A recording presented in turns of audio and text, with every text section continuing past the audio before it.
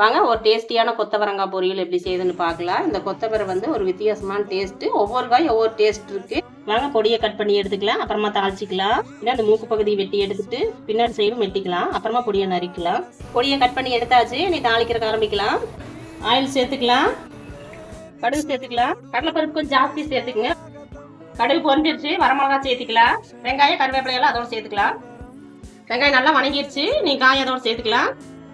தேவையான அளவு உப்பு சேர்த்துக்கலாம். மஞ்சள் தூள் ஒரு 2 சிட்டிகை சேர்த்துக்கலாம். தண்ணி சேர்த்துக்கலாம். மற்ற காயா இருந்தா தண்ணி சேர்த்த வேண்டியதுல உப்பு வணங்கி நல்லா முழுகிற அளவுக்கு வச்சிடலாம். நல்லா சுண்டி வரட்டு. ஊத்துற தண்ணியெல்லாம் நல்லா சுண்டி வந்துருச்சு. நல்லா வெந்துருச்சு. தேங்காய் பூ சேர்த்துக்கலாம். தேங்காய் ஒரு 1/2 மூடி துருவி எடுத்துருக்கேன். தேங்காய் போட்டு ஒரு 2 பேருக்கு பேருக்குன்னா போகுது. ஆஃப் பண்ணிடலாம். ஒரு டேஸ்டியான கொத்தவரங்காய் பொரியல் ரெடி. ட்ரை பண்ணி பாருங்க. ரொம்ப டேஸ்டா இருக்கு.